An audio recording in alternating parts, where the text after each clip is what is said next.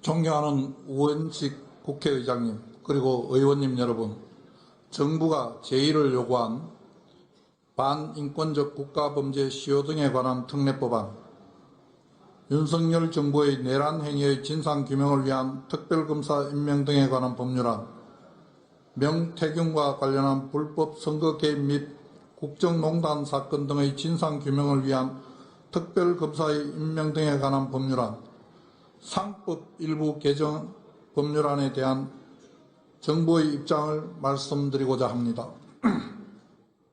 먼저 반인권적 국가범죄 시효 등에 관한 특례법안의 문제점을 말씀드리겠습니다.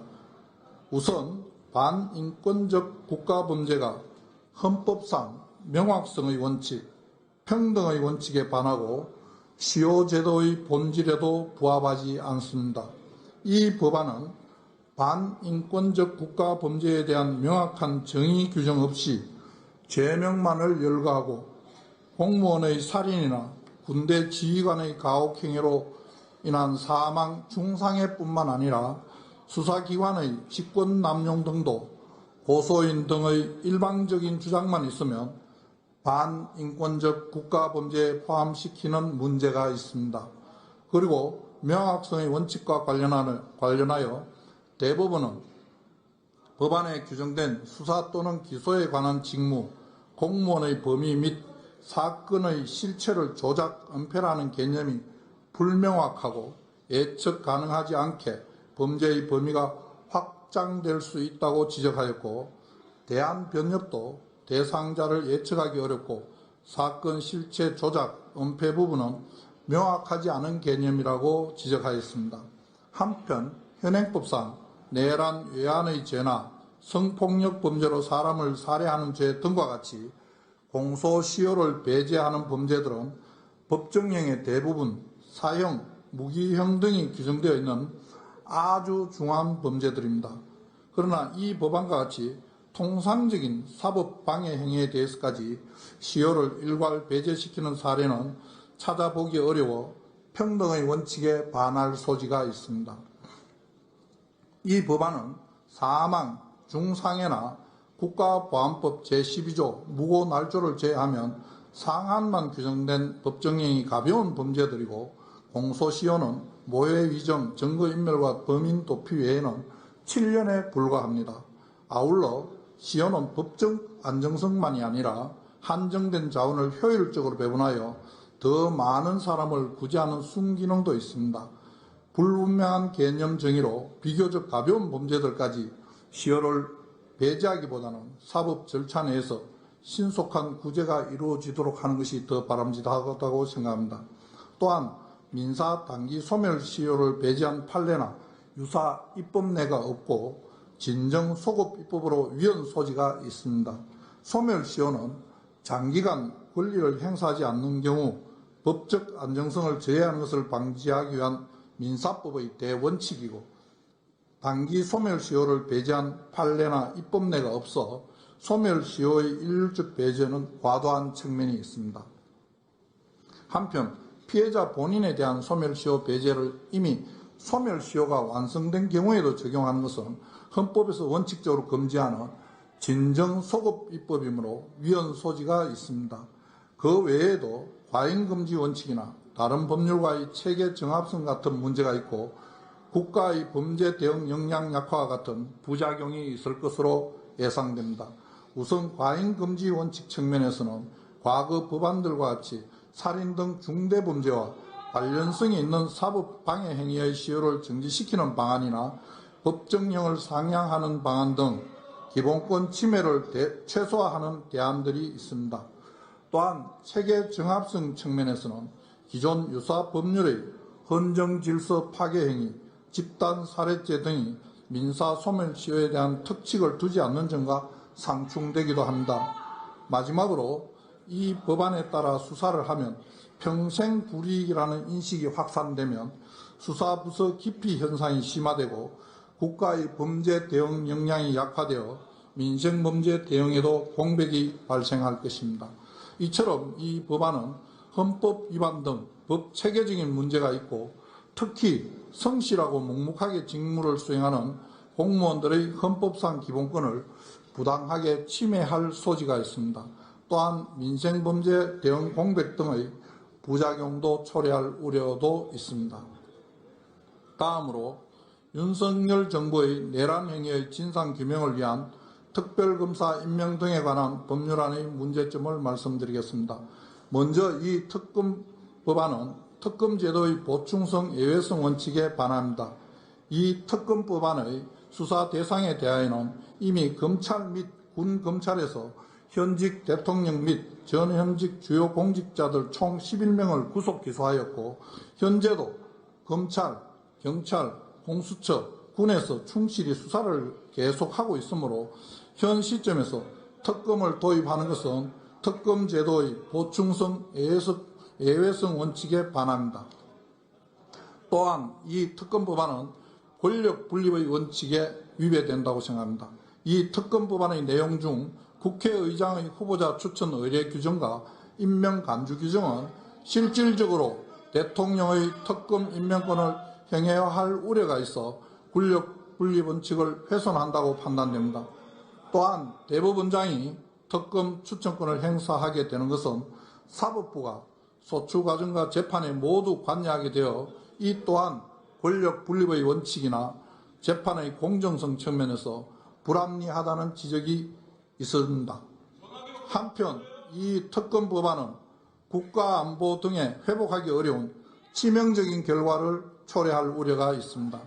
이 특검 법안은 군사상 비밀 등 국가의 중대한 이익을 해하는 경우 등에 압수수색을 거부할 수 있도록 한 형사소송법 규정을 배제하여 군사상 비밀 등에 대해 제한 없이 압수수색을 할 수 있도록 규정하고 있는데, 압수수색 과정과 그 이후 수사 및 재판 과정에서의 비밀 유지 대책이 거의 없는 상황에서 군사상 비밀 등이 노출될 경우 국가 안보 등에 회복하기 어려운 치명적인 결과를 초래할 우려가 있고, 그 이외에도 종전 부결된 법안의 내용에 지적된 문제점들이 여전히 남아 있습니다.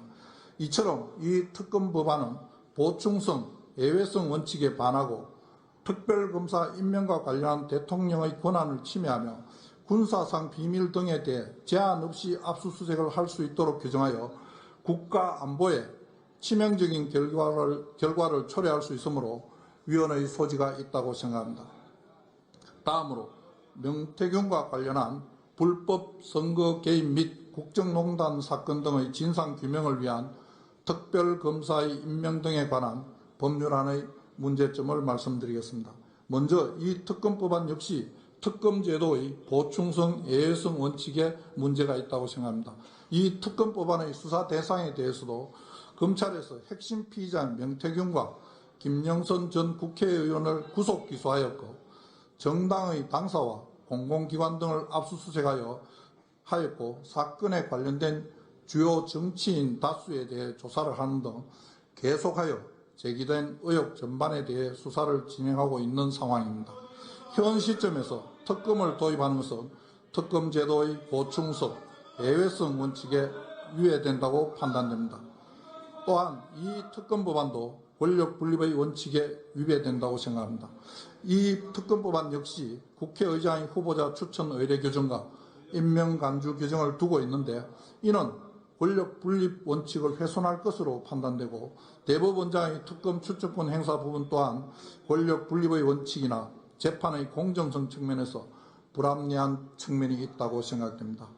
아울러 이 특검 법안은 과잉 수사 및 인권 침해 우려가 있습니다. 이 특검 법안의 수사 대상이 법률안에 규정된 관련 인지수사 규정과 결합하면 최근 실시된 모든 경사문과 선거 및 중요 정책 관련 사건에 대한 수사가 가능하게 되기에 수사 대상이 불명확하고 방대하여 과잉 수사 및 인권 침해 우려 또한 있습니다.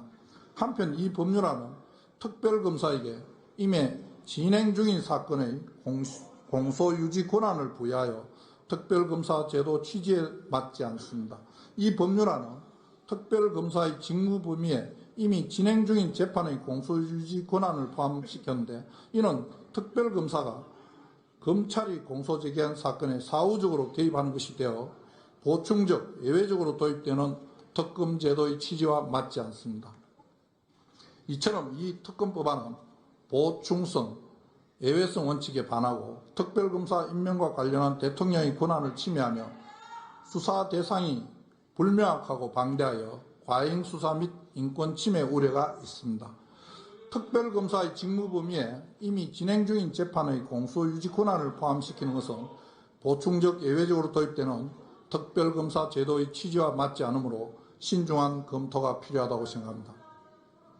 마지막으로 상법 일부 개정 법률안의 문제점을 말씀드리겠습니다. 우선 이 법률안은 우리나라 법률의 근간을 이루는 민법 및 상법의 체계와 배치됩니다. 민법과 상법상 확립된 법리인 법인격 독립론에 따라 이사는 주주가 아닌 회사와의 유임관계하에서 회사를 위해서 수행하는 것으로 통설과 판례가 인정하고 있습니다. 그럼에도 이 법률안은 이사의 의무 상대방으로 직접적 위임관계가 없는 주주를 병렬적으로 규정하고 있는데 이는 우리 민법의 법인제도 및 상법의 회사제도와 근본적으로 맞지 않습니다.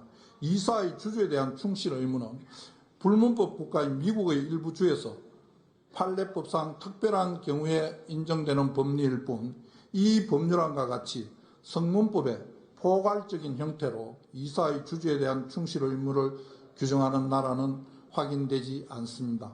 이에 국회 전문위원과 법원 행정처도 우리나라의 기본적 법 체계에 맞지 않다며 우려를 표한 바 있는 것으로 알고 있습니다. 다음으로 이 법률안은 의무의 충돌 상황에서 이사에게 어떤 행동을 해야 하는지 그 기준을 제시하지 못합니다. 이 법률안은 개별 주주에 대한 충실 의무를 규정하고 있으나 주주마다 이해관계가 모두 상이하므로 이사의 각 개별 주주에 대한 의무는 서로 충돌할 수밖에 없습니다. 하지만 이 법률안은 개별 주주의 서로 다른 이해관계를 어떻게 조화할 것인지 판단 기준을 제시하지 않습니다. 그 결과 수범자인 이사는 민형사상 책임 가능성 때문에 경영상 의사결정을 하기가 어렵게 되고 기업의 성장 동력은 훼손되게 될 것이며 장기적으로는 주주 가치 하락으로 이어질 것입니다. 또한 배임죄 적용 범위가 과도하게 확대될 우려가 있습니다.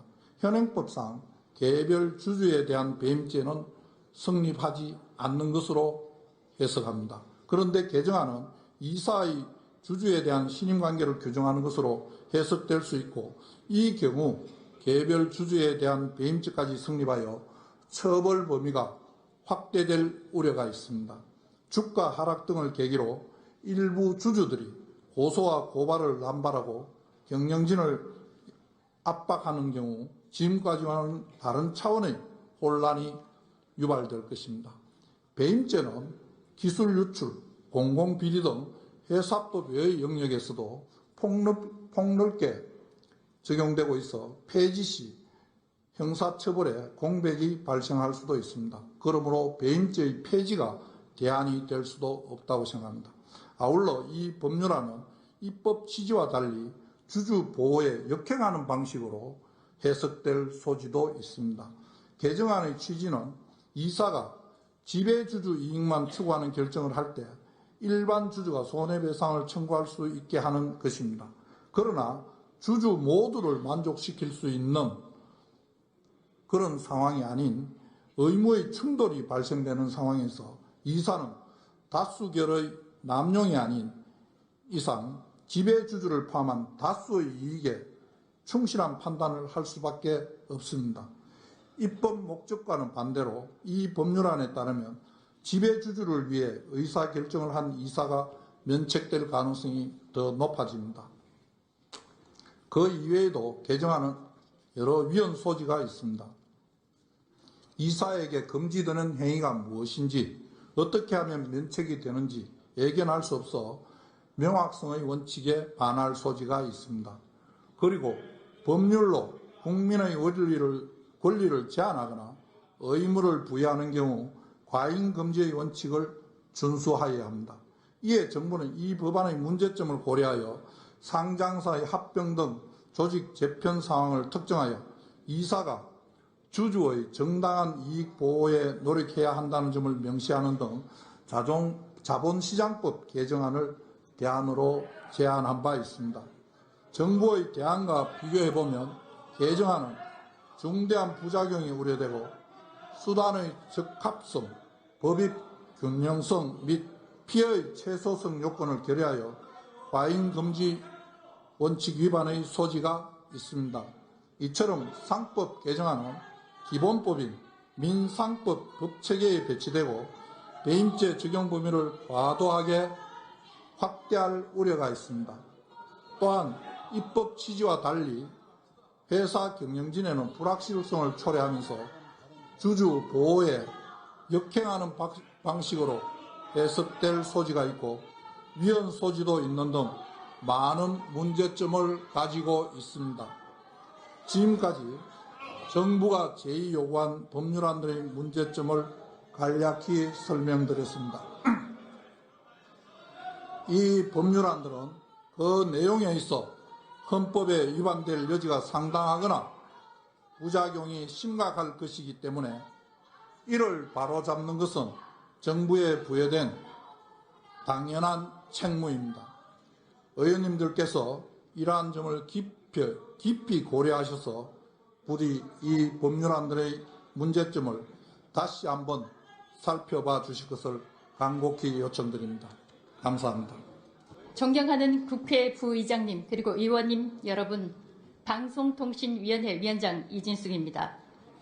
저는 오늘 정부를 대표하여 방송법 일부 개정 법률안에 대한 정부의 입장을 말씀드리고자 이 자리에 섰습니다. 지난 1월 10일 방송법 일부 개정 법률안이 국회에서 의결되어 정부로 이송되어 왔습니다. 그러나 이를 정부가 공포하지 못하고 국회에 제의를 요청드리게 된 점에 대해 매우 유감스럽게 생각합니다. 정부는 국회의 결정을 최대한 존중하고 국회가 의결한 법률안을 신속하게 공포하여 시행하는 것이 원칙임을 깊이 유념하고 있습니다. 그러나 국회로부터 이송된 법률안을 면밀히 검토한 결과 해당 법률안들이 시행될 경우 분명한 부작용이 예상되기 때문에 부득이 헌법에 명시된 규정에 따라 제의를 요청하게 되었습니다. 제의 요구 주요 사유에 대해 말씀드리겠습니다. 첫째, 방송법 일부 개정 법률안은 수신료 납부 의무가 없는 국민의 재산권을 침해할 우려가 있습니다. 수신료 결합 징수로 원복할 경우 수신료 납부 의무가 없는 국민이 수신료가 전기요금과 함께 납부되고 있음을 알지 못해 과오납하는 상황이 다시 발생하여 국민의 재산권을 침해하는 결과를 초래할 수 있습니다. 둘째, 수신료 결합 징수를 강제하는 것은 국민의 선택권을 저해하고 수신료 제도의 잦은 변경은 국민과 계약 당사자 등의 혼란을 초래할 수 있습니다. 수신료 분리징수가 시행된 지 얼마 되지 않은 상황에서 다시 결합징수로 변경될 경우 분리징수의 도입 취지나 행정에 대한 신뢰가 훼손되고 국민과 수신료 징수 관련자 모두에게 혼란을 초래하게 됩니다. 정부는 수신료 분리징수 제도가 정착될 수 있도록 제도적 뒷받침을 충실히 해나가되 국민께서 분리징수와 결합징수 중 선택할 수 있는 방안도 적극 강구할 것입니다. 셋째, 수신료 징수 방식을 시행령이 아니라 법률로 규정한다면 정부의 자율성과 규제의 유연성이 제한될 우려가 있습니다.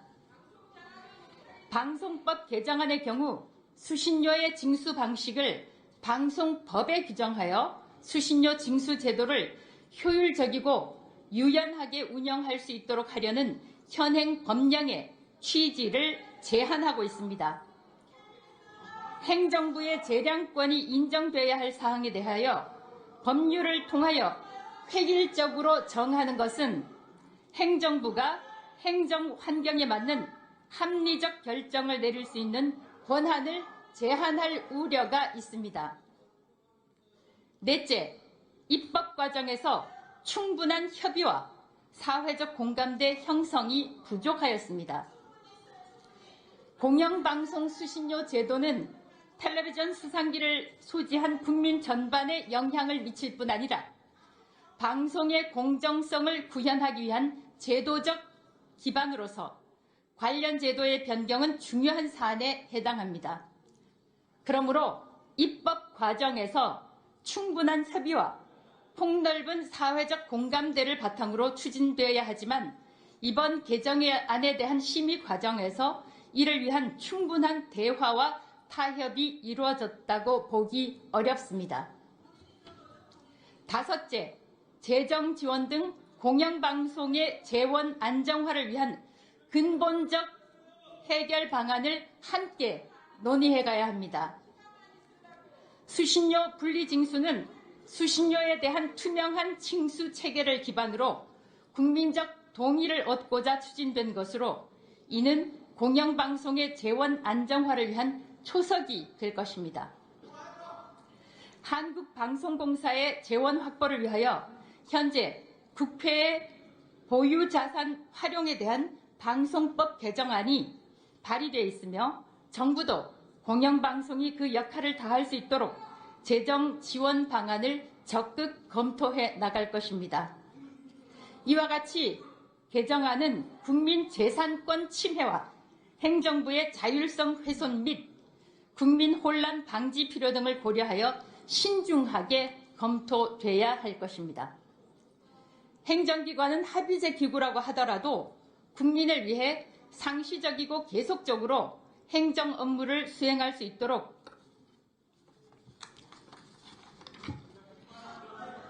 다음 방통위법 제2제안설명서입니다. 방통위법 일부 개정 법률안 역시 지난 2월 27일에 국회에서 의결되어 정부로 이송돼 왔으나 국회에 제의를 요청하게 됐습니다. 제의 요구 주요 사유에 대해 말씀드리겠습니다. 첫째, 방송통신위원회의 의사 정족수를 3인으로 엄격하게 규정하는 것은 방통위의 상시적 행정기능 수행을 어렵게 할 수 있습니다. 행정기관은 합의제 기구라고 해도 국민을 위해 상시적이고 계속적으로 행정 업무를 수행할 수 있도록 의사 정족수를 규정하지 않거나 제적위원 과반수의 출석처럼 완화된 방식으로 규정하고 있습니다.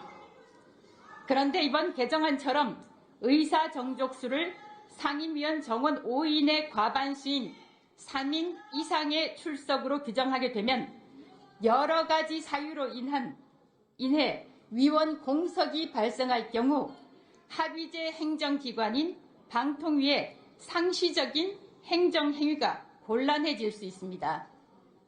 또한 방통위의 주요 소관 사무 대부분은 방통위법 제12조에 따라 심의 의결이 필요한 사항으로 규정돼 있어 어떠한 사유로든 위원 3인이 참여하지 못하는 경우 방통위 회의가 개의되지 못하여 방송통신정책 및 이용자 보호 등에 필요한 방통위 소관 사무의 대부분을 수행할 수 없게 되고 그 피해는 국민께 고스란히 돌아가게 됩니다.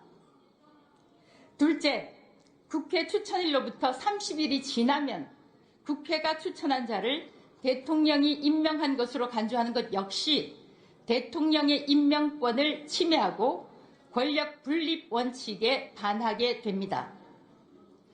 국회가 추천한 날부터 30일이 지나면 국회가 추천한 자를 대통령이 임명한 것으로 간주하는 것은 사실상 국회가 임명권을 행사하는 것이 되어 대통령의 임명권을 형해하는 것으로 헌법상 권력 분립 원칙에 위배됩니다. 또한 대통령의 임명권 행사 시한을 30일로 제한하면 고위공직자 검증을 충분히 하기 어려워 방통위의 공정성과 전문성이 훼손될 우려도 있습니다. 셋째, 이번 개정안은 방송통신 분야의 주요 결정을 하는 위원회 의사 체계와 관련된 중요한 사안임에도 불구하고 입법 과정에서 충분한 대화와 타협이 이루어졌다고 보기 어렵습니다. 방송관계 법안은 방송의 공정성과 독립성을 위해 여야 합의를 통해 입법안을 마련해온 전례를 고려하여 개정안에 대한 신중한 재논의와 사회적 합의가 반드시 선행돼야 할 것입니다. 이와 같이 개정안은 방송통신 규제 기능의 공백에 따라 초래되는 국민의 피해를 고려할 때 신중히 검토돼야 하는 것입니다. 아무쪼록 의원님들께서 이런 점을 깊이 해량하셔서 정부의 제2요구를 원만히 처리해 주실 것을 간곡히 요청합니다. 감사합니다.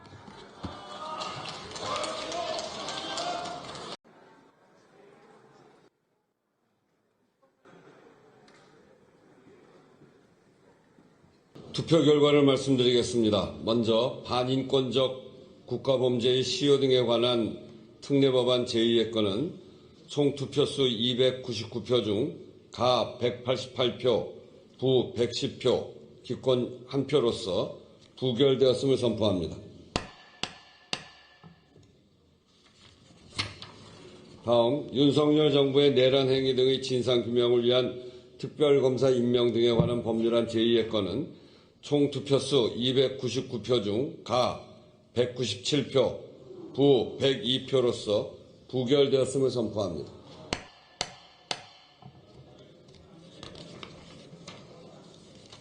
다음 명태균과 관련한 불법 선거 개입 및 국정농단 사건 등의 진상규명을 위한 특별검사의 임명 등에 관한 법률안 제2의 건은 총 투표수 299표 중 가 197표, 부 98표, 무효 4표로서 부결되었음을 선포합니다.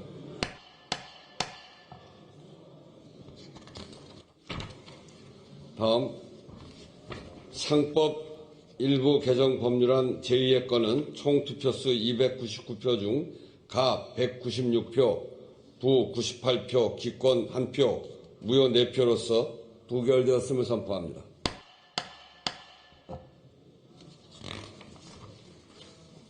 다음 지방교육재정교부금법 일부 개정 법률안 제2의 건은 총 투표수 299표 중 가 190표, 부 105표, 무효 4표로서 부결되었음을 선포합니다.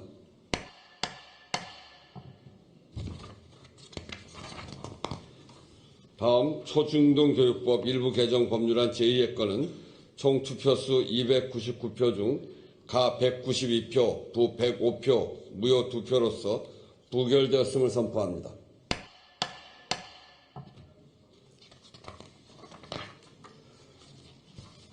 다음 방송법 일부 개정 법률안 제2의 건은 총 투표수 299표 중 가 212표, 부 81표, 기권 4표, 무효 2표로서 가결되었음을 선포합니다.